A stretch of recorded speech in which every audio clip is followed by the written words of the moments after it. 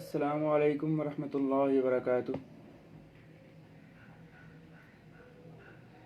اعوذ باللہ من الشیطان الرجیم،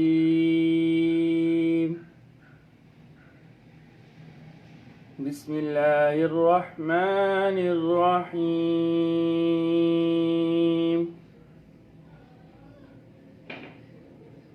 اذا وقعت الواقعہ ليس لوقعتها كاذبة خافضة رافعة إذا رجت الأرض رجا وبست الجبال بسا فكانت هباء منبثا وكنتم أزواجا ثلاثة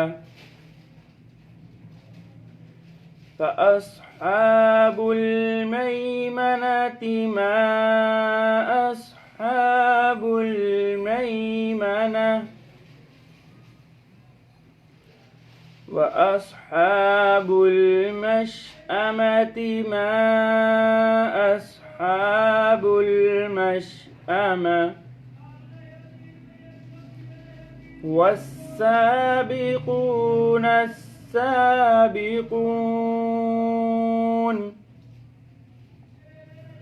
أولئك المقربون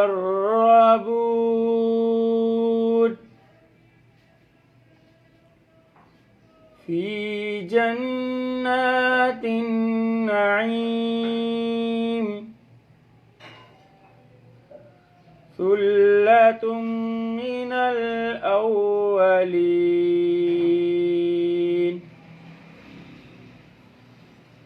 وقليل من الآخرين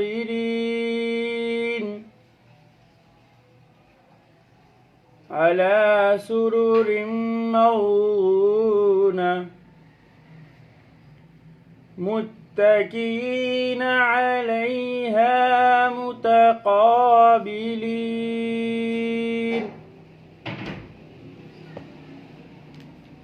يطوف عليهم ولدان مخلدون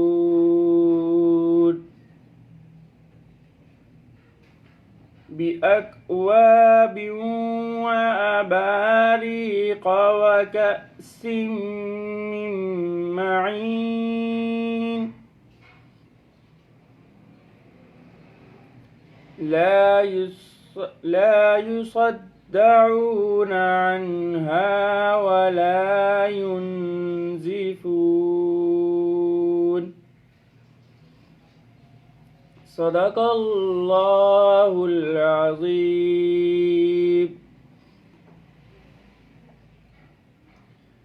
الحمدللہ، اللہ تعالیٰ کا فضل ہوا کہ اللہ تعالیٰ نے ہمیں ایک دفعہ پھر بہت ہی بابرکت اور مہمان مہینہ عطا فرمایا۔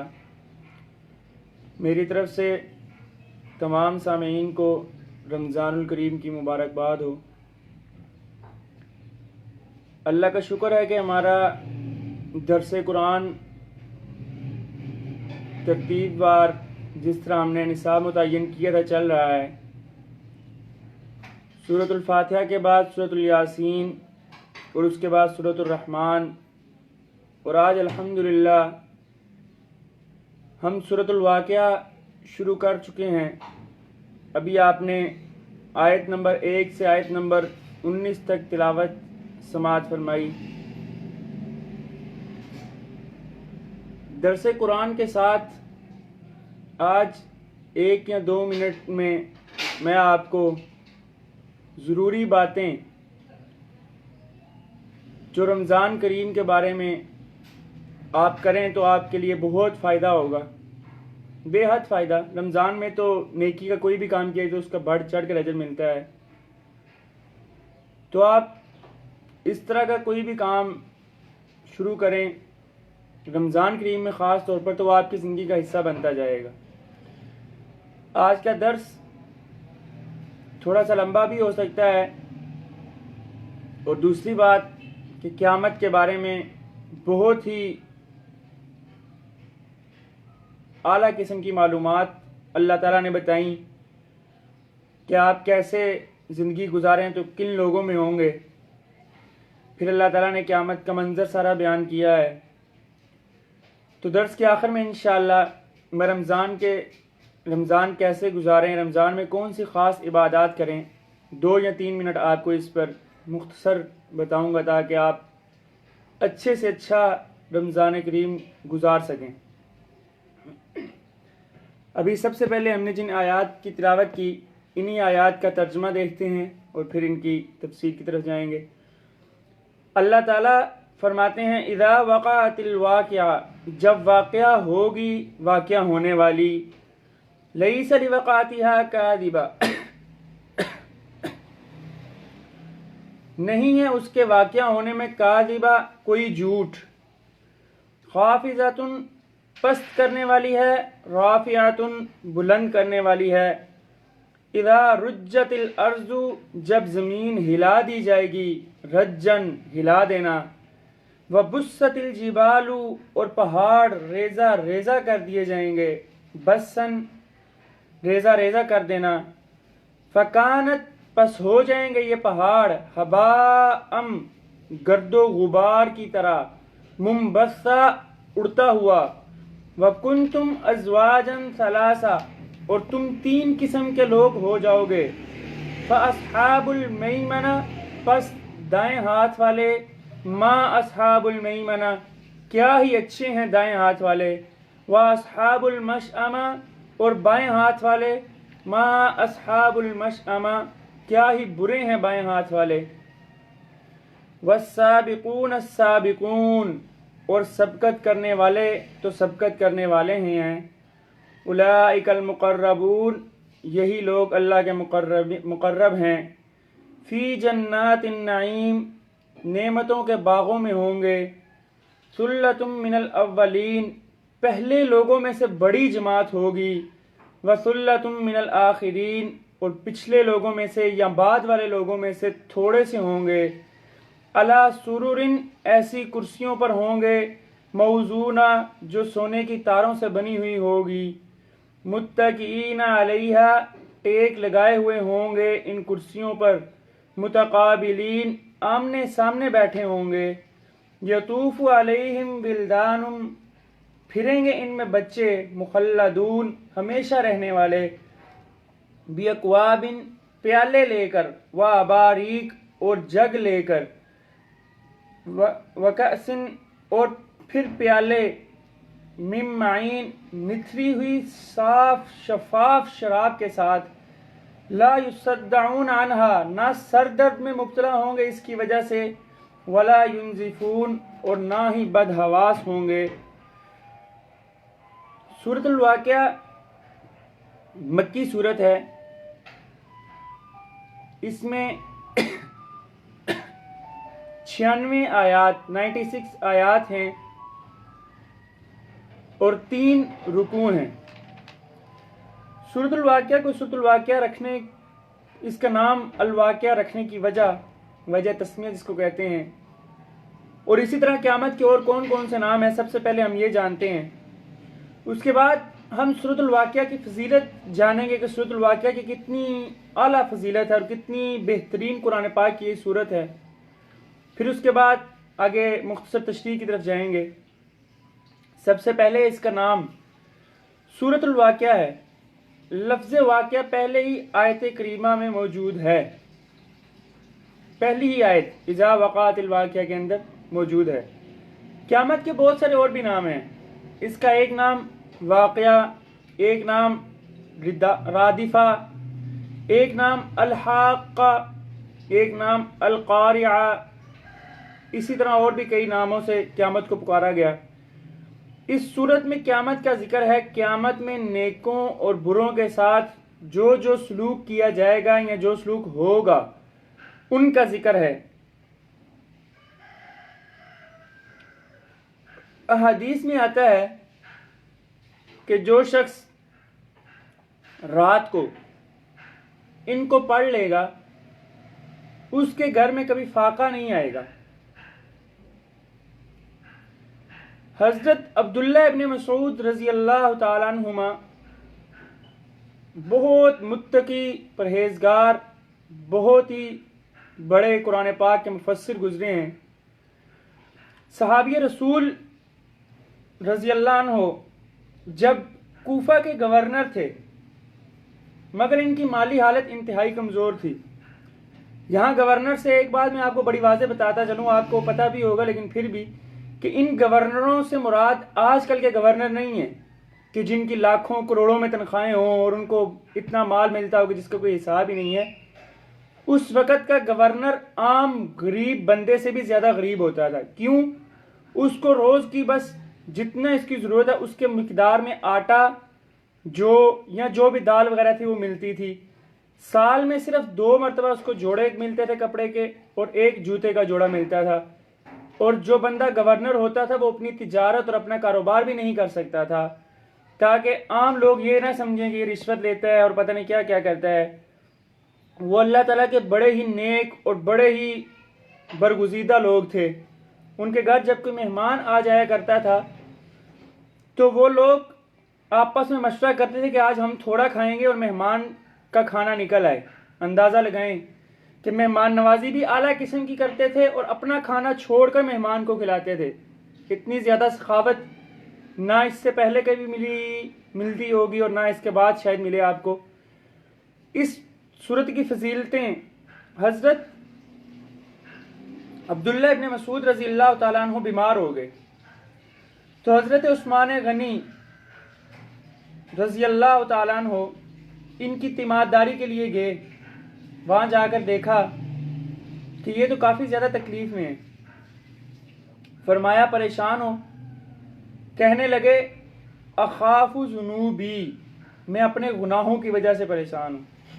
سوچیں, صحابی رسول ہیں, اللہ نے دنیا میں ہی ان کو کہہ دیا رضی اللہ عنہم و رضوا عنہ کہ اللہ آپ سے راضی ہے اور آپ اللہ سے راضی ہو جائیں.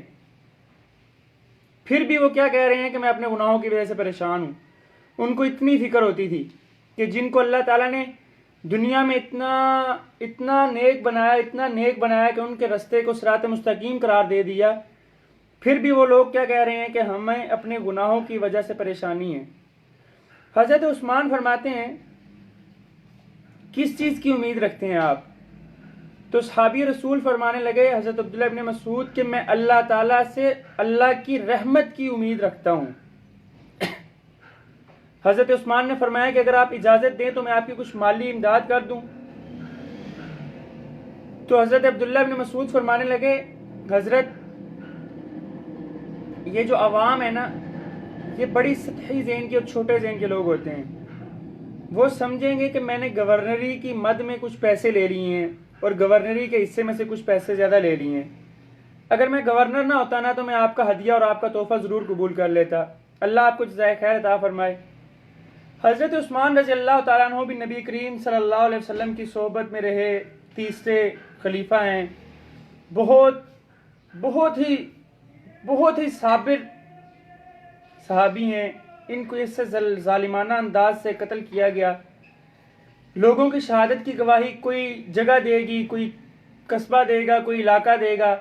حضرت عثمان رضی اللہ تعالیٰ عنہ کی شہادت کی گواہی اللہ تعالیٰ کا قرآن دے گا. کتنے خوش قسمت صحابی ہیں. اور بھی ان کے بڑے فضائل ہیں. حضرت عثمان رضی اللہ تعالیٰ عنہ تاریخ اسلام میں جب سے دنیا بنی ہے تب سے لے کے آج تک وہ واحد صحابی ہیں کہ کسی نبی کی 2 بیٹیاں ایک ہی انسان کے گھر میں چلی گئیں. یہ اتنے خوش قسمت صحابی ہیں کہ اللہ کے پیارے محبوب کی 2 بیٹیاں ان کے گھر میں رہیں, اس لیے ان کو ذو النورین بھی کہتے ہیں. بہرحال حضرت عثمان غنی رضی اللہ تعالیٰ عنہ نے فرمایا کہ میں آپ کی بچیوں کی خدمت کر دیتا ہوں. حضرت عبداللہ ابن مسعود رضی اللہ تعالیٰ عنہ کی بیٹیاں زیادہ تھیں اور ایک ہی بیٹا تھا. تو انہوں نے کہا کہ آپ کے بعد کہیں یہ بھوک سے نہ مر جائیں. تو حضرت عبداللہ ابن مسعود رضی اللہ تعالیٰ عنہ کا جواب سنیں. فرمانے لگے انشاءاللہ یہ بھوک سے نہیں مریں گی. میں نے نبی کریم صلی اللہ علیہ وسلم کو یہ فرماتے ہوئے سنا کہ جو شخص رات کو سورۃ الواقعہ پڑھے گا اللہ تعالیٰ اس کو بھوکا نہیں رکھے گا. اور میں نے اپنی بچیوں کو یہ سبق دیا ہے اور وہ یہ سورت روزانہ پڑھتی ہیں. حضرت عثمان رضی اللہ تعالیٰ عنہ نے فرمایا کہ میں تمہارے لیے کوئی طبیب لے کر آؤں؟ تو کہنے لگے طبیب ہی نے تو مجھے بیمار کیا ہوا ہے، کوئی پیشکش قبول نہیں کی. دیکھیں طبیب، انہوں نے ظاہری طبیب کہا لیکن انہوں نے اللہ تعالیٰ کی ذات مراد لی اور یہی کہا کہ اللہ نے مجھے بیمار کیا تو اللہ ہی مجھے شفا دیں گے. ظاہراً ان سے مالی امداد کوئی کسی قسم کی نہیں لی تاکہ لوگ حرف نہ کریں، کوئی بات نہ کہہ دیں کہ گورنر تھا اس نے پیسے نکال لیے، اس نے یہ بات کر دی. اتنے اعلیٰ گورنر تھے، اسی لیے تو پھر اس وقت 4 دانگے عالم میں اسلام پھیل گیا اور آج بھی اسلام کا بول بالا انہی حضرات کی وجہ سے ہے. اس طرح کے گورنر ہوتے تھے. نبی کریم صلی اللہ علیہ وسلم کا فرمان ہے کہ ان لوگوں کے عقائد بڑے پکے تھے، زبانیں صاف، دل ان کے بہت صاف تھے. اصل بات یہ ہے کہ سورۃ الواقعہ آج بھی قرآن پاک کا حصہ ہے، آج بھی قرآن پاک کی صورت ہے، اس کی فضیلتیں آج بھی وہی ہیں. مسئلہ دراصل یہ ہے کہ ہم لوگ سارے کا سارا قرآن بھی پڑھ لیں تو ہمیں یہ اثر نہیں کرتا کیونکہ ہمارے دل اور زبان آپس میں ایک نہیں ہیں، ہمارے دل صاف نہیں ہیں. حالانکہ حالت تو یہ ہے کہ آج بھی اگر آپ سورۃ الواقعہ پڑھیں تو آپ کے گھر فاقہ نہیں آئے گا، آپ کو کبھی پیسے کی کمی نہیں ہوگی. اللہ تعالیٰ مجھ سے کوئی بڑا بول نہ بلوائے. میں جس دور میں طالب علم تھا اسلام آباد میں، تو اس وقت سے اللہ کی طرف سے یہ ایسی عادت ہے کہ مجھے رات کو سورۃ الواقعہ خود بخود میں پڑھ لیتا ہوں، خود بخود زبان پہ چڑھ جاتی ہے. اب چڑھ جاتی ہے، اس وقت نہیں تھی چڑھتی. کیوں؟ ہم طالب علم تھے تو ہمارے اساتذہ کرام اللہ تعالیٰ ان کو بہت جزائے خیر عطا فرمائے، وہ روز ہمیں بٹھاتے تھے اور فرماتے تھے بیٹا سورۃ الواقعہ پڑھو، سورۃ الواقعہ پڑھو، ہمیں کبھی فاقہ نہیں ہوگا. یقین جانیں اس وقت کی عادت ایسی پختہ عادت بن گئی کہ آج تک یہ عادت چل رہی ہے اور اللہ سے دعا ہے کہ اللہ تعالیٰ تا دم آخر یہ سلسلہ جاری رکھے. تو آپ حضرات کو بھی یہی نصیحت ہے، آپ اللہ سے یقین رکھتے ہوئے یہ سورت روزانہ پڑھیں، اللہ تعالیٰ آپ کے مال میں بہت برکت عطا فرما دیں گے. کبھی زندگی میں آپ کو فاقہ نصیب نہیں ہوگا، یہ اللہ تعالیٰ کے نبی کا وعدہ ہے. دیکھیں قرآن پاک آج بھی وہی ہے، آج بھی سارا کچھ وہی ہے. حالات کا صرف فرق اس لیے ہے کہ ہمارا یقین کمزور ہو گیا ہے. میں اس دن بھی ایک بات پڑھ رہا تھا کہ سورۃ الفاتحہ کا نام اللہ تعالیٰ نے سورۃ الشفا رکھا ہے. صحابہ اکرام کا اتنا پختہ یقین تھا کہ وہ سورۃ الفاتحہ پڑھ کے دم کرتے تھے، ان کو شفا ہو جاتی تھی. ہمارے یقین بہت کمزور ہو چکے ہیں. ہمیں اس چیز کا یقین ہے کہ ہم کوئی گولی کھائیں گے، کوئی ٹیکہ لگوائیں گے، کوئی ڈاکٹر کو ملیں گے تو ہم ٹھیک ہو جائیں گے. اس چیز کا یقین نہیں ہے کہ ہم اللہ کے قرآن سے دم کریں گے تو ہم ٹھیک ہو جائیں گے. کیوں؟ ہمارا ایمان کمزوری کے اعلیٰ ترین نچلے درجے پہ جا چکا ہے. اپنے ایمان کو مضبوط کریں، اللہ تعالیٰ سے اپنا تعلق مضبوط کریں. اور اس صورت کو نصاب کا حصہ بنانے کی سب سے بڑی وجہ میری یہی تھی کہ میں یہ صورت آپ کے سامنے ذکر کروں، اس کا ترجمہ پڑھوں. لیکن اس سے پہلے یہ فضیلت آپ کو بتا دوں کہ یہ صورت آپ روزانہ کے معمولات میں شامل کر رہے ہیں. ہر روز مغرب کی نماز کے بعد تھوڑا سا وقت، بہت اگر کوئی آستہ قرآن پاک پڑھتا ہے تو اس کو 10 منٹ لگیں گے یہ صورت پڑھتے ہوئے. 3 رکوع ہیں اس کے، اور جو حافظ ہے اس کو 3 سے 4 منٹ، زیادہ سے زیادہ 5 منٹ لگتے ہیں زبانی پڑھتے ہوئے. تو اس صورت کو اپنی زندگی کا معمول بنا لیں. آپ کی زندگی میں کبھی فاقہ نہیں آئے گا، آپ کو کبھی بھوک اور پیاس کی فکر نہیں ہوگی، اور آپ کو کبھی پیسے کی حرص و ہوس اور لالچ نصیب نہیں ہوگی انشاءاللہ. یہ میرے نبی کا وعدہ ہے. اور آپ اگر یہ پڑھیں گے، ایک گھرانے میں کم از کم ایک بندہ تو پڑھتا ہو، کم از کم ایک بندہ. اگر ایک گھرانے میں ایک بندہ پڑھتا ہو تو اللہ تعالیٰ کا وعدہ ہے کہ اللہ اس گھرانے میں کبھی فاقہ نہیں لائیں گے. اس سے بڑی خوش قسمتی اور کیا ہو سکتی ہے؟ اس لیے آپ کو بھی میری یہی نصیحت ہے کہ نبی کریم صلی اللہ علیہ وسلم کی اس حدیث پر ضرور عمل کریں اور اس صورت کو روزانہ پڑھا کریں. اس صورت کا باقاعدہ ترجمہ اور تشریح دیکھتے ہیں. اللہ تعالیٰ فرماتے ہیں اذا وقعت الواقعہ جس وقت واقعہ ہوگی، واقعہ ہونے والی، کیا مطلب؟ یہ نہیں کہ جب قیامت آ جائے گی، جب قیامت واقعہ ہوگی اس وقت کوئی حساب کتاب سمجھ نہیں آ رہا ہوگا، ایک دم یہ واقعہ ہو جائے گی۔ لیس لوقعتھا کاذبہ، کہ اس کے واقعہ ہونے میں کوئی جھوٹ نہیں ہے۔ اس کا مطلب یہ ہے کہ کوئی نفس بھی ایسا نہیں کہ جو اس کو جھٹلانے والا ہے، اور نہ ہی کوئی اس کی تکذیب کر سکتا ہے۔ کیوں؟ کیونکہ قیامت برحق ہے اور یہ آ کر ہی رہنی ہے۔ اس لیے جو انسان قیامت کا انکار رکھتا ہے، سمجھ لیں کہ اس کا ایمان ہی مکمل نہیں ہے۔ آپ ایمان مفصل پڑھتے ہیں نا، آمنت باللہ و ملائکتہ و کتبہ و رسلہ والیوم الآخر، میں ایمان لایا آمنت باللہ و ملائکتہ، اس کے فرشتوں پر، و کتبہ، اس کی کتابوں پر، و رسلہ، اس کے رسولوں پر، والیوم الآخر، اور آخرت کے دن پر ایمان لانا یہ ایمان کا جز اور ایمان کا حصہ ہے۔ اس لیے اگر آپ کو قیامت کے دن کا ایمان نہیں، قیامت کے دن کا یقین نہیں، تو اپنے ایمان کے بارے میں آپ خود دوبارہ سوچیں۔ پھر عجیب بات، چھوٹی سی آیت، دو لفظ ہیں، خافضۃ اور رافعۃ، دو لفظ آیت پوری ہو گئی، لیکن اس میں اتنا بڑا مضمون ہے کہ آپ اس کی وضاحت دیکھیں مختصر سی۔ خافضۃ، قیامت والے دن ان کی نگاہیں پست ہوں گی، یعنی کہ قیامت پست کرنے والی ہے۔ جب مجرم لوگ قیامت سے نکلیں گے نا، تو سورۃ المعارج 29ویں سپارے میں 44 نمبر آیت ہے، خاشعۃ ابصارہم، ان کی نگاہیں جرم کی وجہ سے جھکی ہوئی ہوں گی، سر ان کے شرم کی وجہ سے جھکے ہوئے ہوں گے۔ سورۃ الشورى 45 نمبر آیت 25ویں سپارے میں ہے، ینظرون من طرف خفی، آپ دیکھیں گے ان کو نیچی نگاہوں سے، یعنی کہ وہ دیکھیں گے نیچی نگاہ کرتے ہوئے سب کو، پھر ان کو دوزخ میں داخل کر دیا جائے گا۔ تو اس سے بڑی پستی اور کیا ہو سکتی ہے کہ اللہ تعالیٰ قیامت والے دن ان کو پست کر دیں گے، ان کی نگاہیں پست ہوں گی، اور وہ اپنے مجرم اور اپنے جرم کی وجہ سے اپنی نگاہوں کو نیچا کر کے رکھیں گے، اور ان کی نگاہیں اونچی بھی نہیں ہو سکیں گی۔ تو اس سے بڑی پستی اور اس سے بڑی ذلالت اور کیا ہو سکتی ہے؟ اس کے ساتھ ہی اگلا ہی لفظ اللہ تعالیٰ فرماتے ہیں، رافعۃ، کہ وہ قیامت بلند کرنے والی ہوگی۔ کیسے؟ کہ اس دن مومنین کی گردنیں بہت بلند ہوں گی، وہ بلند نگاہوں سے دیکھ رہے ہوں گے، کیونکہ ان کو پتہ ہے آج ہمیشہ ہمیشہ کی کامیابی مل جانی ہے، جنت ان کا انتظار کر رہی ہے، اور جنت کے محل وقوع بھی بلندی پر ہی ہیں، ان کی شان بھی اور زیادہ بلند ہوگی۔ یہ کس دن ہوگا سارا کچھ؟ کہ ان کی نگاہیں کس دن پست ہوں گی اور مومنین کی نگاہیں کس دن اونچی ہوں گی؟ اللہ تعالیٰ اگلی آیت میں فرماتے ہیں، اذا رجت الارض رجا، اور جب ہلا دی جائے گی زمین کا ہلایا جانا۔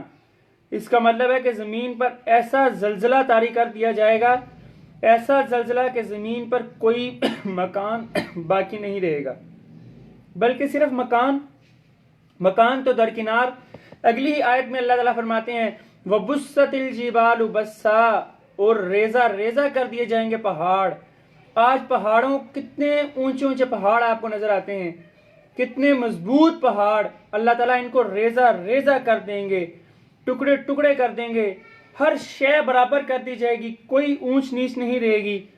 سورۃ القاریہ کے اندر آتا ہے کہ یہ پہاڑ روئی کے گالوں کی طرح اڑیں گے، کالعہن المنفوش، روئی کے گالوں کی طرح یہ پہاڑ اڑ رہے ہوں گے۔ پھر اللہ تعالیٰ سورۃ الطٰہٰ 107 نمبر آیت 16ویں سپارے میں فرماتے ہیں، لا تری فیہا عوجا ولا امتا، نہیں دیکھے گا اس دن تو اس میں کوئی کجی نہ ہی کوئی ٹیلا یا ٹیلا، یعنی کہ زمین کے اندر کوئی کجی نہیں ہوگی، کوئی دڑا نہیں ہوگی، اور نہ ہی کوئی اونچی جگہ ہوگی۔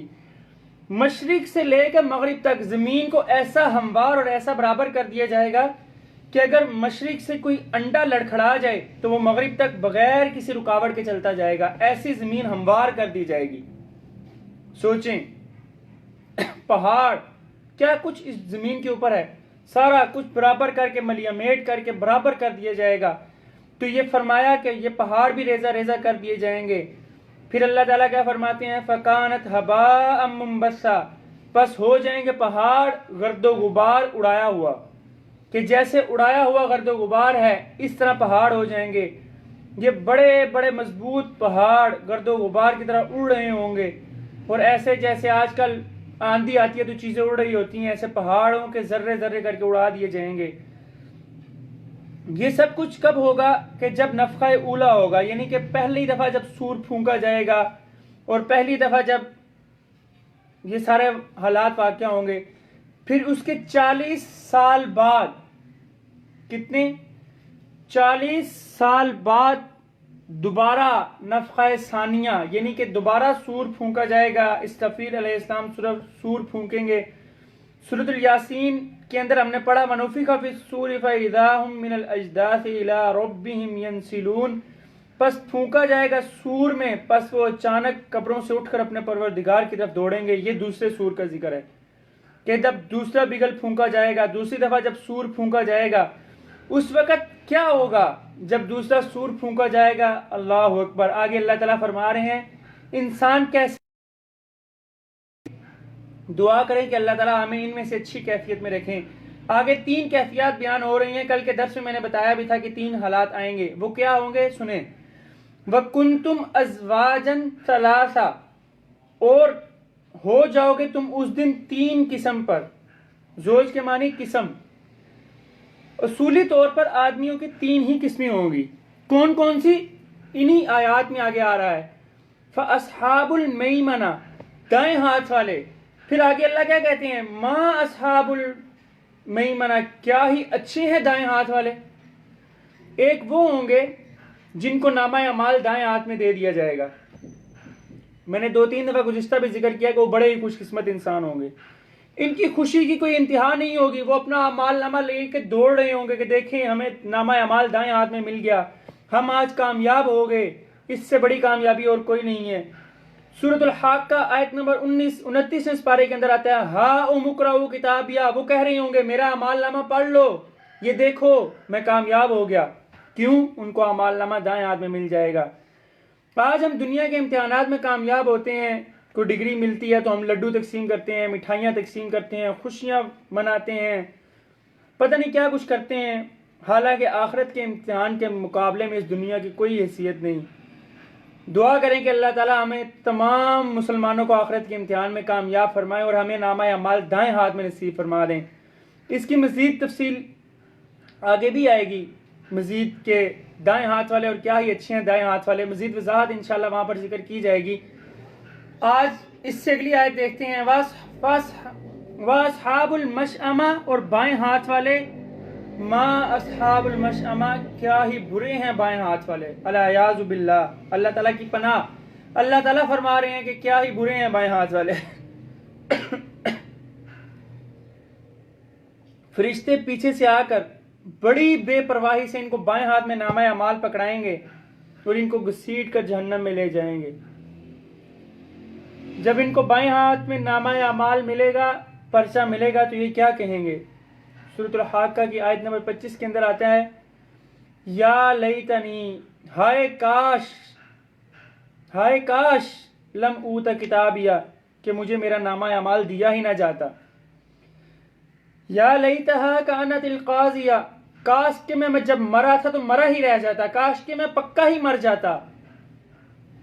مگر وہ تو موت نہیں ہے، یہ موت تو اللہ اس دنیا سے پردہ ہے اور اللہ تعالیٰ سے ملاقات کا سبب ہے۔ وہ واویلا کریں گے، ٹکرے ماریں گے، روئیں گے، پیٹیں گے، چیخیں ماریں گے، کہیں گے پروردگار ہمیں دنیا میں ایک دفعہ لوٹا دے تاکہ ہم نیک کام کر سکیں، مگر اس وقت ان کا چیخنا چلانا کسی کام نہیں آئے گا۔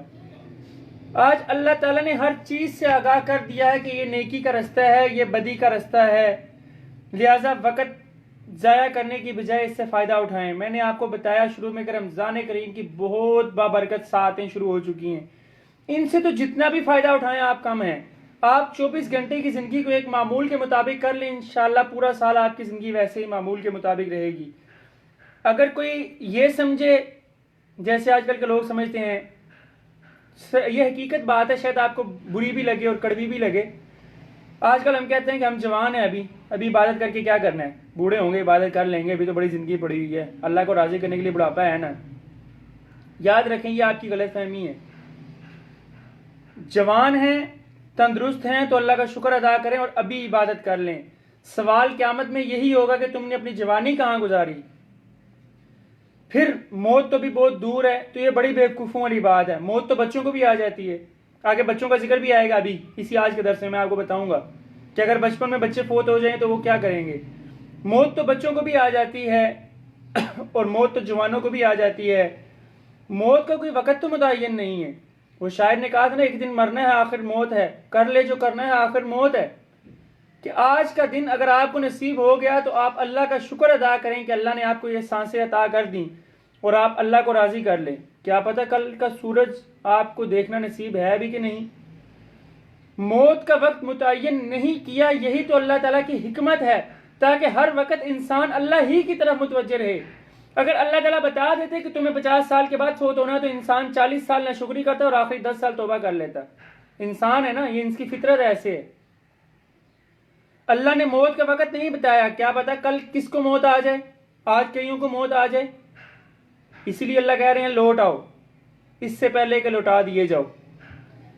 اللہ کی طرف لوٹ آؤ اس سے پہلے کہ تم لوٹا دیے جاؤ اللہ کی طرف. یہ بہت بڑا جملہ ہے, سوچئے گا کہ لوٹ جائیں اللہ کی طرف اس سے پہلے کہ لوٹا دیے جائیں. قبروں کی زیارت کا ایک مسئلہ ذہن میں آ گیا, وہ بھی آپ کو بتاتا چلوں. حدیث پاک میں آتا ہے کہ موت کو کثرت سے یاد کیا کرو. کیوں؟ تاکہ تمہیں تکبر نہ آ جائے. نبی کریم صلی اللہ علیہ وسلم پہلے لوگوں کو قبرستان جانے سے منع کیا کرتے تھے, مرد اور خواتین سب کو. اس کی وجہ کیونکہ لوگ جاہلیت میں کفر, شرک اور طرح طرح کے عجیب و غریب کام کرتے تھے. غیر اللہ کے نام کے چڑھاوے چڑھاتے تھے, غیر اللہ کے نام کی عبادات کرتے تھے, غیر اللہ کے سامنے جا کے سجدے کرتے تھے. تو یہ بڑے واضح شرک ہے. اللہ تعالیٰ ہم سب کو بچائے. تو اللہ تعالیٰ کے نبی نے منع فرما دیا قبرستان جانے سے. لیکن جب ان لوگوں کے ذہن پختہ ہو گئے, ان کے عقائد پختہ ہو گئے, ان کو شرک کی, بدعت کی, خرافات کی اور عجیب و غریب رسومات کی سمجھ آ گئی, تو اللہ تعالیٰ کے نبی صلی اللہ علیہ وسلم نے کیا فرمایا, کنت نہیتکم عن زیارت, میں نے تمہیں قبروں کی زیارت سے منع کیا تھا نا, لہٰذا آج میں تمہیں اجازت دیتا ہوں کہ تم قبرستان جایا کرو اور قبروں کو دیکھا کرو تاکہ تمہیں موت یاد آئے, تاکہ تمہیں موت یاد آئے. اور ایک روایت میں ہے کہ آخرت یاد آئے گی, تم قبرستان جایا کرو. تفسیر میں بڑا ہی اعلیٰ ایک بات لکھی ہے. یہاں ایک بات اور واضح کر چلوں کہ عورتوں کا قبرستان جانا یہ حدیث پاک میں منع بھی ہے. جہاں یہ بات اللہ کے نبی نے فرمائی کہ قبرستان جائیں آپ کو موت کی یاد آئے, تو عورتوں کا قبرستان جانا ہر حالت میں منع ہے. مزید اگر آپ نے پوچھنا ہو تو آپ سوال پوچھ سکتے ہیں یا کسی مفتیان کرام میں سے کسی سے پوچھ سکتے ہیں کہ عورتوں کا قبرستان جانا کیوں منع ہے اور کس لیے منع ہے. تو یہ باتیں ایک فقہی مسائل ہیں, ان کے بارے میں آپ الگ سے پوچھ سکتے ہیں. اس لیے عورتوں کا قبرستان جانا درست نہیں ہے. یہاں پر آپ کو ایک بڑے اہم واقعے کی طرف اشارہ کر رہا ہوں. آج کل کے حالات, آپ قبرستان سے گزرتے تو ہوں گے نا کئی دفعہ, دیکھیں ایسے ہی ہوگا. ہمارے دل اتنے سخت ہو چکے ہیں, اتنے سخت ہو چکے ہیں کہ ہم قبرستان کے اندر بیٹھ کے جوا اور تاش کھیل رہے ہوتے ہیں. کے اندر ہمارے ساتھ مردے سوئے پڑے ہیں اور ہمیں پتہ ہے کہ کل رات کسی بھی دن ہم نے بھی اسی طرح سونا ہے, اور ہم اسی قبرستان میں بیٹھ کے تاش کھیل رہے ہیں. کیا بنے گا ہمارا؟ کبھی سوچے؟ اس سے بھی زیادہ کسی کا پتھر دل ہو سکتا ہے کہ مردوں کے پاس بیٹھ کے اس کو موت یاد نہیں آ رہی, اس کو تاش کھیلنا, جوا کھیلنا, خرافات, فضولیات, یہ چیزیں یاد آ رہی ہیں. اللہ تعالیٰ ہم سب کے دلوں کو نرم فرمائے. اس سے زیادہ سخت دل میرا نہیں خیال کسی کا ہوگا کہ جو جس کے سامنے مردے پڑے ہوئے ہوں اور پھر بھی وہ مردوں سے عبرت حاصل نہ کرے. یہ دوسرا گروہ ہو گیا. پہلا دائیں ہاتھ والا, یہ بائیں ہاتھ والے تھے. آگے تیسرا گروہ, کاش اللہ تعالیٰ سے دعا کریں کہ اللہ ہمیں بھی اس میں شامل کر دیں. لیکن ایک اور بات اسی آیات میں آئے گی, سوچئے گا کہ تیسرے گروہ میں زیادہ لوگ پہلے ہوں گے. پہلے کون؟ اس کی تفسیر میں ابھی آپ کو بتاتا ہوں کہ جو لوگ اللہ کے نبی کے قریب کے زمانے میں تھے. فرمایا بائیں ہاتھ والے کیا ہی برے تھے. اب تیسرا گروہ والسابقون الاولون, اور سبقت کرنے والے کی تو کیا ہی باتیں ہیں، سبقت کرنے والوں کی، نیکیوں میں سبقت کرنے والے، اس سے مراد یہ ہے کہ وہ لوگ نیکیوں میں بڑھ چڑھ کے حصہ لیتے تھے، ایک دوسرے سے آگے جانے کی کوشش کرتے تھے کہ ہم نیکیاں زیادہ کر لیں، ہم اعمال زیادہ کر لیں، ہم اپنی باتیں اچھی اور اچھے کام زیادہ کر لیں تاکہ ہمیں قیامت والے دن اعلیٰ اجر مل جائے۔ ابھی پیچھے صحابی ایک رسول کا ذکر گزرا نا کہ دیکھیں وہ وقت کے خلیفہ ہو کر کس طرح وہ اللہ تعالیٰ سے ڈرتے تھے اور کس طرح وہ اچھے اعمال کرتے تھے۔ اللہ تعالیٰ فرماتے ہیں اولئک المقربون، یہی لوگ اللہ تعالیٰ کے مقربین اور قریب ترین لوگ ہیں۔ چونکہ یہ لوگ اللہ تعالیٰ کے ہاں بڑے ہی مقبول اور بڑے ہی پسندیدہ ہیں، اس لیے اللہ تعالیٰ نے ان کی خوبیاں پہلے بیان فرمائی۔ اللہ تعالیٰ کے جو مقرب لوگ ہیں اللہ تعالیٰ ان کے بارے میں فرماتے ہیں فی جنات النعیم، نعمتوں کے باغوں میں ہوں گے یہ لوگ، اور یہ سابقون الاولون ہیں۔ اگلی آیتیں بہت عجیب ہیں، سوچیں اپنے بارے میں اور اپنے اعمال درست کرنے کی کوشش کریں۔ ثلۃ من الاولین، بڑے زیادہ لوگ ہوں گے پہلے لوگوں میں سے، ثلۃ زیادہ، من الاولین پہلے لوگوں میں سے بہت زیادہ تعداد ہوگی، وقلیل من الآخرین، اللہ اکبر، قلیل بہت قلیل، بہت کم تعداد ہوگی، من الآخرین آخرت والوں میں سے، آخری میں سے یعنی کہ بعد والے لوگوں میں سے۔ اولین اور آخرین کی تفسیر کے اندر علماء کے کئی اقوال ہیں۔ ایک تفسیر تو یہ ہے کہ پہلے پیغمبروں کے جو صحابی ہیں وہ مراد ہیں، کہ پہلی امتوں کے جو لوگ ایمان لائے وہ لوگ ہوں گے، قلیل من الآخرین سے آج کل کے لوگ ہوں گے۔ دوسری تفسیر یہ ہے کہ اس امت کے پچھلے اور پچھلے مراد ہیں۔ حافظ ابن کثیر رحمۃ اللہ علیہ نے اسی کو ترجیح دی ہے کہ اس امت کے دور اولین کے لوگ یعنی کہ صحابہ اکرام، تابعین، تبع تابعین۔ نبی کریم صلی اللہ علیہ وسلم کی حدیث بھی ہے نا، خیر القرون قرنی ثم الذین یلونہم ثم الذین یلونہم، کہ سب سے بہترین زمانہ میرا زمانہ ہے، پھر اس کے بعد کا زمانہ اور پھر اس کے بعد کا زمانہ۔ تو اس سے یہی پتہ لگتا ہے کہ صحابہ اکرام، تابعین، تبع تابعین یہی وہ لوگ ہیں کہ جنہوں نے دن رات محنتیں کی، دن رات کوششیں کی اور اللہ کے دین کو پھیلایا اور اللہ کے دین کو بہت لوگوں تک پہنچایا، اور اسی کو ترجیح دیتے ہیں کہ اس امت کے سابقین سے یعنی کہ زیادہ لوگوں میں سے مراد کہ پچھلے دور کے لوگ ہیں، کہ جو لوگ پہلے گزر چکے ہیں، صحابہ اکرام، تابعین اور تبع تابعین جو نیکیوں میں سبقت کرنے والے تھے، جن لوگوں کو اس چیز کی لالچ تھی کہ میں ایک دوسرے سے زیادہ ہم نیکیاں کر لیں، میں دوسرے سے نیکیوں میں آگے بڑھ جاؤں، اس چیز کی وہ لالچ کیا کرتے تھے۔ پہلے لوگوں کی نیکی کا یہ عالم تھا کہ وہ صبح فجر کے بعد ناشتہ کر کے اشراق پڑھتے تھے، اشراق کے بعد پیسے لے کر، درہم اور دینار لے کر نکل جایا کرتے تھے اور فرماتے تھے، گلیوں میں پھرتے تھے کہ یہ ہمارے سے کوئی زکوٰۃ لے لو، اللہ کے واسطے ہمارے سے زکوٰۃ لے لو۔ اور وہ کسی میلے کچالے کپڑے والے کو دیکھتے تو اس کو کہتے آپ زکوٰۃ کے حقدار ہیں، آپ زکوٰۃ لے لیں۔ تو وہ میلے کچالے کپڑے والا آگے سے کیا کہتا تھا، تم میرے کپڑے دیکھ کر یہ نہ سمجھو کہ اللہ نے مجھے مال نہیں دیا، یہ تو میں کام کاج کرنے کے لیے جا رہا ہوں، اللہ تعالیٰ نے مجھے بہت مال دیا ہے۔ دیکھیں ان لوگوں کا ایمان کا اتنا پختہ عالم تھا کہ آپ اس سے اندازہ لگائیں کہ لوگ ان کو زکوٰۃ دے رہے ہیں، مال دے رہے ہیں، وہ نہیں لے رہے۔ ان کو پتہ ہے کہ ہمیں ضرورت نہیں ہے، اور یہ مال کسی ضرورت مند کے ہاتھ لگ جائے تو دنیا امن کا گہوارہ بن جائے۔ آج بھی اگر ہم یہ سوچیں کہ ہمیں اتنا مال ہمیں مل رہا ہے کہ جس سے ہماری ضرورت پوری ہو رہی ہے، ہم کسی کا حق نہ ماریں، کسی کا ناجائز حق نہ لیں، غریبوں کا حق ان تک پہنچائیں، زکوٰۃ وقت پر ادا کریں، اور اسی طرح اور ضروریات اور صدقہ خیرات کرتے رہیں، یقین کریں دنیا سے غربت کا نام و نشان مٹ جائے گا۔ حضرت عمر بن عبدالعزیز خلیفہ ثانی کے دور میں ایسا دور بھی وقت نے دیکھا کہ اس وقت زکوٰۃ لینے والے لوگ نہیں ملتے تھے، اور زکوٰۃ دینے والے اشرفیاں درختوں پر لٹکا دیا کرتے تھے کہ یہ زکوٰۃ لے جاؤ، کوئی اللہ کا نام ہے زکوٰۃ لے جاؤ، منتیں کرتے تھے لوگوں کی۔ آج کل کا دور ہوتا تو وہ کہتے بڑی مہربانی جی آپ نے مجھے زکوٰۃ دی، میں ہی سب سے زیادہ مستحق ہوں، لائیں مجھے زکوٰۃ دیں، اور بھی لوگوں کے مجھے زکوٰۃ دیں، مجھے مال دیں، مجھے پیسے دیں۔ یہ حالات ہیں ہمارے۔ یہ پیسہ آپ کی ضرورت پوری کر سکتا ہے، آپ کو کبھی خوش نہیں کر سکتا، یہ جملہ میرا ہمیشہ یاد رکھیے گا۔ پیسہ انسان کی وقتی ضرورت پوری کر دے گا، انسان کا دلی خوشی پیسے سے کبھی نہیں ہوگی۔ دلی خوشی کس چیز سے ہے؟ اللہ تعالیٰ کا قرآن فرماتا ہے الا بذکر اللہ تطمئن القلوب، اللہ تعالیٰ کے ذکر سے دلوں کو منور کرو، اسی سے دلی خوشی ہوگی۔ بہرحال بات لمبی ہوتی جا رہی ہے۔ زکوٰۃ ادا کریں اور حقدار کو دیکھ کے ادا کریں۔ آج کل جو حالات ہیں، جو حالات دنیا پہ آئے ہوئے ہیں، بڑھ چڑھ کر صدقہ دیں، زکوٰۃ دیں، اور غریب لوگوں کو ڈھونڈ ڈھونڈ کر ان کو زکوٰۃ دیں۔ سوچیں کئی غریب لوگ ایسے بھی ہیں کہ ان کو بہت زیادہ لوگ مال دیتے ہیں، تو آپ کسی اور کو غریب کو ڈھونڈ کر مال دیں۔ ایسا نہ ہو کہ آپ کو غریب تو مل جائے، آپ اس کو مال دیں لیکن اس کو اور بھی کئی لوگ دے رہے ہوں، اور کوئی غریب ایسا ہو کہ اس کو کوئی بھی نہ دے رہا ہو۔ تو یہ حالات میں بڑا فرق ہے، اس لیے غور کریں اور اس باتوں پہ سوچیں۔ تو فرمایا مقربین کی جماعت پہلوں میں سے زیادہ ہوگی، یعنی کہ پہلے لوگوں میں سے زیادہ ہوگی اور پچھلوں میں سے تھوڑی ہوگی۔ اللہ سررم، دعا کریں کہ جو پچھلوں میں سے تھوڑے لوگ ہیں اللہ تعالیٰ ہمیں بھی ان میں شامل فرما دیں اور بغیر حساب کتاب کے ہمیں جنت عطا فرما دیں۔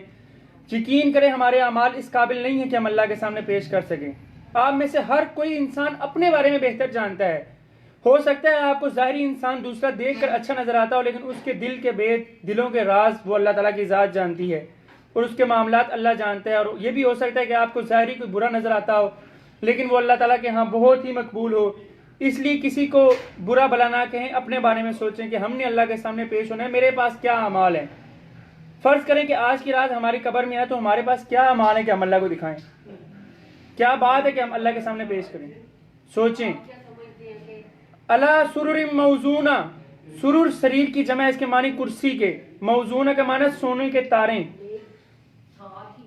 پہلے چار پائیاں ہوتی تھی، پھر چار پائیوں کے مختلف قسم کے سٹائلش قسم کے بان آ گئے، پھر بیڈ آ گئے، طرح طرح کی چیزیں آ گئی سہولیات کے لیے۔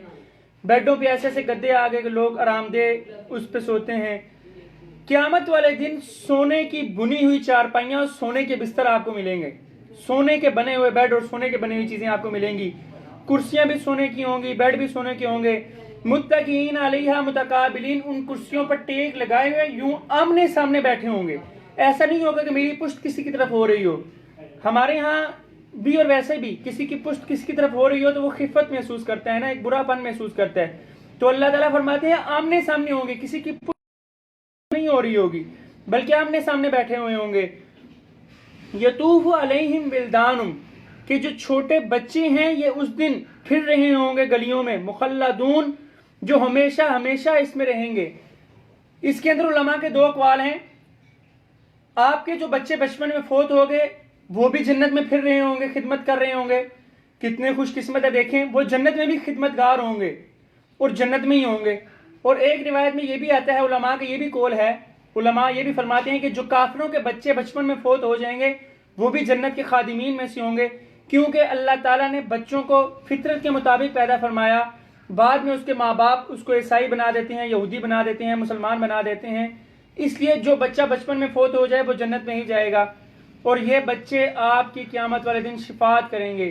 اگر آپ کا کوئی چھوٹا بچہ دنیا سے فوت ہو جائے تو یہ قیامت والے دن آپ کی شفاعت کا باعث بنیں گے۔ ایک طویل روایت رات کو یہ بھی میں نے سنی حضرت خدیجہ رضی اللہ تعالیٰ عنہ کے بارے میں، کہ وہ بہت پریشان تھیں جب حضرت قاسم علیہ السلام اس دنیا سے رخصت ہو گئے، تو اللہ کے نبی صلی اللہ علیہ وسلم نے فرمایا ہے خدیجہ کیا میں آپ کو دکھاؤں کہ وہ جنت میں کتنے خوش ہیں؟ تو حضرت خدیجہ نے فرمایا نہیں نہیں، مجھے اللہ اور اس کے رسول کی بات پر پختہ یقین ہے، اور اللہ اور اس کے رسول نے کہہ دیا تو مجھے یقین ہے کہ وہ جنت میں خوشیاں منا رہے ہوں گے۔ تو آپ میں سے بھی اگر کسی کے بچہ بچی بچپن میں فوت ہو گئے ہیں تو آپ یقین رکھیں وہ تو پکے جنت میں ہیں، اور بلکہ اللہ تعالیٰ سے اس چیز کی امید رکھیں اور یقین رکھیں کہ وہی قیامت والے دن آپ کی شفاعت کریں گے اور آپ کو بھی جنت میں لے کے جانے والے بن جائیں گے۔ اس لیے صبر کریں، اگرچہ بہت کڑیل اور بہت ہی مشکل وقت ہوتا ہے جب کسی کی اولاد اس دنیا سے چلی جائے، خاص کر بچپن میں بہت مشکل وقت ہوتا ہے، لیکن اللہ تعالیٰ نے اس کے بدلے بہت جزا رکھی ہے۔ اللہ تعالیٰ کا اصول ہے کہ انسان کو جب مشکل دیتا ہے تو اس کے بدلے اس کو بڑی جزائیں دیتا ہے، بڑی نیکیاں دیتا ہے۔ قرآن پاک کا اصول ہے ایک مشکل آئے تو ساتھ اس کے 2 آسانیاں بھی اللہ تعالیٰ بھیجتے ہیں۔ بہرحال مخلدون، جو ہمیشہ ہمیشہ اسی میں رہیں گے۔ اب وہ بچے کیا کر رہے ہوں گے؟ جیسے ہو رہے ہیں اس طرح خوبصورت بچے ہوں گے، چھوٹے چھوٹے بچے، ان کو بڑا کر دیا جائے گا، تھوڑا سا خدمت کے قابل کر دیا جائے گا، بڑے ہی خوبصورت ہوں گے وہ۔ کوئی ادھر بھاگ رہا ہوگا، کوئی ادھر بھاگ رہا ہوگا، اتنے خوش ہوں گے جنت میں، کیا ہی پیارا منظر ہوگا، وہ کھیلیں کر رہے ہوں گے وہاں پر. پھر ان کے ہاتھ میں کیا ہوگا؟ بی اکوابن، اکواب کہتے ہیں ایسا برتن جس کی کوئی دستی نہ بنی ہو. جیسے آج کل گلاس کی دستی کوئی نہیں ہوتی، پیالے کی دستی یعنی کہ پکڑنے والی جگہ اس کی کوئی نہیں ہوتی. پیالے ہوں گے ان کے ہاتھ میں، گلاس ہوں گے ان کے ہاتھ میں. واباریک، یہ ابریک کی جمع ہے، ایسا برتن جس کے پیچھے دستہ بنا ہوا ہو، جیسے جگ سمجھ لیں یا کوئی اور بڑی چیز جس کا دستہ بنا ہوا ہو، چینک سمجھ لیں، کپ سمجھ لیں، کوئی بھی اپنے ذہن کو سمجھا لیں. باقی اللہ تعالیٰ کے برتن وہ تو اللہ تعالیٰ ہی جانتے ہیں. تو اس کا معنی کیا ہوگا کہ وہ جگ لے کے پھر رہے ہوں گے، وَكَأْسٍ مِّن مَّعِينٍ، اور اس کے اندر نتھری ہوئی صاف شفاف شراب ہوگی. دیکھیں آج اللہ نے کہا نا آپ شراب نہ پئیں، حرام کر دی. آج آپ اللہ کے ڈر سے شراب نہیں پیتے تو قیامت والے دن اللہ آپ کو اتنی اعلیٰ شراب پلائیں گے کہ آپ سوچ بھی نہیں سکتے. اتنی مزیدار شراب ہوگی کہ شراب کی نہریں بہ رہی ہوں گی، اس میں سے جگ بھر کے خدمتگار آپ کے لیے لا رہے ہوں گے اور پیالے آپ کے ہاتھ میں ہوں گے. آپ جتنی مرضی شراب پئیں، وہ خالص شراب ہوگی. اس کے اندر 2 صفتیں تو اللہ نے بیان کر دیں جو خاص کر ہوں گی کہ آپ شراب پئیں گے، لا یصدعون عنہا، آپ کا کوئی سر درد نہیں ہوگا، کوئی چکر نہیں آئیں گے.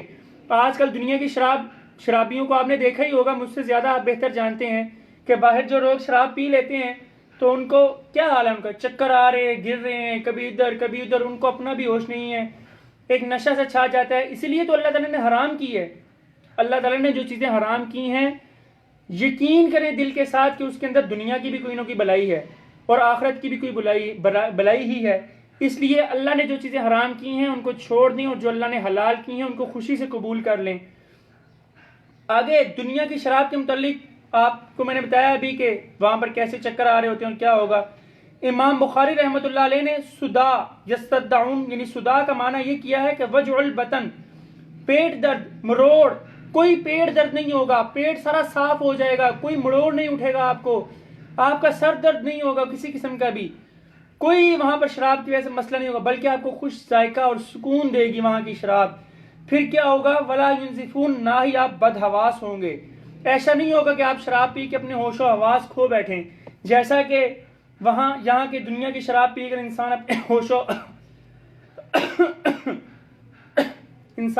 و حواس کھو بیٹھتا ہے، لڑائی جھگڑا کرتا ہے، گالم گلوچ کرتا ہے، نہ اس سے کوئی طاقت آتی ہے، الٹا نقصان ہوتا ہے. وہاں کی شراب طاقت بھی دے گی، لذت بھی دے گی، سرور بھی دے گی، خوشیاں بھی دے گی. یہ اللہ تعالیٰ کے برگزیدہ بندے تھے جن کا اللہ تعالیٰ نے ذکر کیا.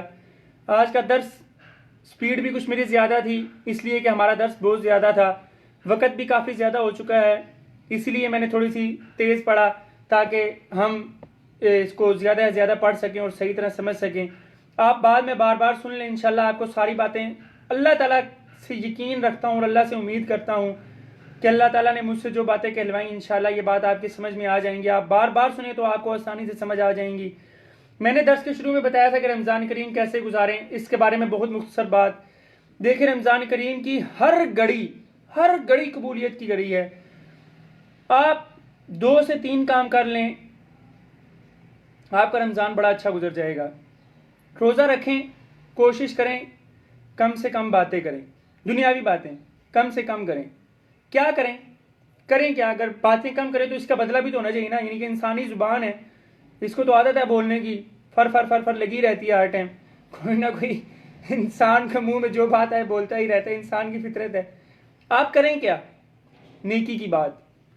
ضروری نہیں ہر کوئی نیکی کی بات کر رہا ہو، اس سے بھی آسان کام ذکر کریں. ذکر بہترین تو یہ ہے کہ آپ جائے نماز پر بیٹھیں، وضو کر قبلہ رخ ہو کر سکون کے ساتھ اللہ کو یاد کریں، اپنے دل کی طرف دھیان دیں. دیکھیں آپ کا دل کتنا سکون میں آئے گا. انسان ہے، مصروفیات ہیں، دنیاوی کام بھی کرنے ہیں، خاص کر مستورات بیچاری انہوں نے گھر کے کام کرنے ہوتے ہیں. آج کل کچھ زیادہ ہی مصروفیات ہیں ان کی، رمضان میں اور زیادہ کام ان کے بڑھ جاتے ہیں، روزہ بھی ہوتا ہے. وہ کیا کریں؟ چلتے پھرتے ہوئے ذکر کریں. ذکر کیا کریں؟ یہ بڑا اہم سوال. اس کا جواب میں آپ کو خود بتا دیتا ہوں. سب سے پہلا اشرہ رحمت کا ہے. رحمت کے اشرے کی اللہ کے نبی صلی اللہ علیہ وسلم نے دعا سکھائی ہے. چلتے پھرتے ہوئے وہ دعا پڑھتے ہیں، رب اغفر ورحم وانت خیر الراحمین، یہ پہلے عشرے کی دعا ہے، پہلے 10 دن جب بھی آپ کو کوئی یاد آئے تو آپ یہی پڑھتے رہے، رب اغفر ورحم وانت خیر الراحمین۔ کم از کم ہر نماز کے بعد تو ضرور 7 دفعہ یہ پڑھیں، رب اغفر ورحم وانت خیر الراحمین۔ انشاءاللہ جس دن دوسرا عشرہ شروع ہوگا تو آپ کو دوسرے عشرے کی دعا بھی بتاؤں گا، اور تیسرے عشرے کا شاید ہمارے درس میں صرف ایک ہی دن آئے، اور اس کے بعد ہمارا اور آپ کا یہ درس کا سلسلہ منقطع ہو جائے گا، اور زندگی رہی تو میرا ارادہ ہے انشاءاللہ ہر سال رمضان میں یہ درس کا سلسلہ جاری و ساری رہے۔ دعا کریں کہ اللہ تعالیٰ یہ سلسلہ جاری رکھے۔ آپ کو میں درس اس کا ذکر کا بتانے لگا تھا۔ پہلا کلمہ لا الہ الا اللہ، اس کا ذکر بار بار کریں۔ حدیث پاک کا مفہوم ہے کہ جس بندے نے ایک دفعہ دل سے یہ بات کہہ دی کہ لا الہ الا اللہ، اللہ پر یقین لیا پختہ، تو اس شخص کے تمام گناہ مٹا دیے جاتے ہیں۔ دیکھیں کتنی بڑی بات ہے، میں نے آپ کو بتایا سارا معاملہ یقین کا ہے، یقینوں کی تبدیلی۔ ہمارا دین، ہمارے دین اسلام کی تبلیغ ہے ہی یہ کہ دین کی تبدیلی نہیں، یقین کی تبدیلی، کہ آپ کا یقین بدل جائے اور اللہ پر آ جائے۔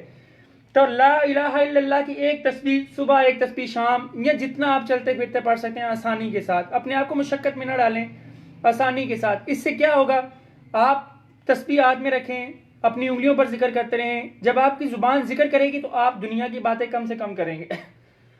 دوسرا ذکر، 4 ذکر ہے نا ٹوٹل جو میں نے آپ کو بتانے۔ پہلا ذکر لا الہ الا اللہ، دوسرا ذکر تیسرا کلمہ سبحان اللہ والحمد للہ ولا الہ الا اللہ واللہ اکبر ولا حول ولا قوت الا باللہ العلی العظیم۔ کیا ہی خوبصورت اللہ کے نبی نے یہ تیسرا کلمہ سکھایا۔ سبحان اللہ، اللہ کی صفت، والحمد للہ بھی اللہ کی صفت، لا الہ الا اللہ کہ اللہ کو ایک ماننا بھی اس میں آ گیا، واللہ اکبر پھر اللہ کی بڑائی، اور آگے اللہ نے آپ کو سکھایا لا حول ولا قوت الا باللہ العلی العظیم، کہ اللہ تعالیٰ کی پناہ مانگ رہے ہیں آپ کہ یا اللہ کوئی طاقت اور کوئی قوت نہیں ہے، ساری کی ساری قوتیں اور طاقتیں آپ ہی کی وجہ سے ہیں۔ اور اللہ تعالیٰ جب آپ یہ پڑھتے ہیں لا حول ولا قوت تو اللہ آپ کو شیطانی چیزوں سے بھی محفوظ رکھتے ہیں۔ رمضان کے مہینے میں شیطان کو ویسے بھی اللہ تعالیٰ نے بند کر دیا ہے، تو یہ بھی اللہ تعالیٰ کی بڑی نعمت ہے۔ لیکن انسان کا نفس ہے نا، لوگ کہتے ہیں کہ شیطان بند ہے پھر بھی ہم گناہ کرتے ہیں۔ انسان کا نفس ہے، اور ہمارے نفس کے اندر اتنے گناہ بھر چکے ہیں نا، اتنے گناہ بھر چکے ہیں کہ ہمارا نفس خود شیطان سے بڑا شیطان بن چکا ہے۔ اس لیے اپنے نفس پر کنٹرول کرنا سیکھیں۔ 2 ذکر ہو گئے، تیسرا ذکر استغفر اللہ، اللہ تعالیٰ سے مغفرت، چلتے پھرتے ہوئے استغفر اللہ استغفر اللہ استغفر اللہ ربی من کل ذنب واتوب الیہ، یہ پڑھ لیں۔ استغفر اللہ کا ذکر کرتے رہیں، اللہ آپ کے گناہ مٹاتے جائیں گے۔ چوتھا ذکر درود شریف، اس کے فضائل میں بیان کرنا شروع کر دوں تو ایک پورا لیکچر بھی ختم ہو جائے گا۔ مختصر یہ کہ جو بندہ درود شریف پڑھتا ہے وہ قیامت والے دن بہت ہی سرخرو ہوگا اور اللہ کے نبی اس سے راضی ہوں گے۔ ایک دفعہ درود شریف پڑھنے سے 10 رحمتیں ملتی ہیں، اور اگر آپ اسپیشل نیت کر کے پڑھیں تو 70 رحمتیں ملتی ہیں، اور پھر رمضان کی برکت سے 70 کو 70 سے ضرب دیں، اور اس سے بھی کتنی زیادہ گنا ضرب دیں، آپ ضرب دیں اور حساب کرتے ہیں تو آپ کا حساب ختم ہو جائے گا۔ اللہ کی رحمتیں اور اللہ کی نیکیاں جو اللہ آپ کے کھاتے میں لکھ رہے ہیں وہ ختم نہیں ہوں گی۔ یہ اس لیے بڑی بابرکت ساتیں ہیں، بڑی قیمتی ساتیں ہیں، ان کو قیمتی بنائیں اور اس پر عمل کریں۔ 2 کام جو نہیں کرنے، صرف 2 کام۔ سب سے پہلا کام بد نظری، کوشش کریں کم سے کم بد نظری کریں۔ باہر جائیں تو اپنی نظر کی حفاظت کریں۔ نظر کی حفاظت گناہوں کا سب سے بڑا ہتھیار ہے کہ گناہوں سے بچا جائے۔ میرا خیال ہے دنیا میں اس وقت کوئی بندہ مسلمان ایسا نہیں ہوگا کہ جس نے مولانا طارق جمیل صاحب کا نام نہ سنا ہو۔ مولانا طارق جمیل صاحب جب ہمارے مدرسے تشریف لائے جامعہ اشرفیہ میں تو میرے استاد جو ہیں مولانا فضل الرحیم اشرفی صاحب، وہ طارق جمیل صاحب کے بھی استاد ہیں۔ انہوں نے ان سے پوچھا کہ آپ کو اللہ نے اتنی شہرت دی، اس کی کوئی ایک وجہ، کوئی خاص وجہ؟ تو انہوں نے فرمایا میں اپنی نظر کی حفاظت کرتا ہوں، اور میں کسی بہن بیٹی کو بری نظر سے نہیں دیکھتا، اس کو میں اپنی بہن بیٹی کی نظر سے ہی دیکھتا ہوں، تو اس کی وجہ سے جب کبھی دیکھنا پڑ جائے، ورنہ میں دیکھتا ہی نہیں ہوں۔ اپنی نظر کی حفاظت کی ہے میں نے، تو اللہ تعالیٰ نے مجھے اتنا ذہن عطا کیا ہے کہ دیکھیں ان کو سندیں یاد ہیں، ان کو حدیثیں یاد ہیں، ان کو عربی کی عبارتیں ایسے یاد ہیں کہ اللہ تعالیٰ ان کو ان کے علم میں اور زیادہ اور ان کی عمر میں اور زیادہ برکت عطا فرمائے. اللہ کی بہت بڑی ایک نعمت ہے وہ ہمارے پاس مسلمانوں کے پاس, اور بہت اللہ تعالیٰ ان سے دین کا کام لے رہے ہیں. کئی لوگوں کو انہوں نے مسلمان کیا, کئی لوگوں کی ہدایت کا ذریعہ بن گئے.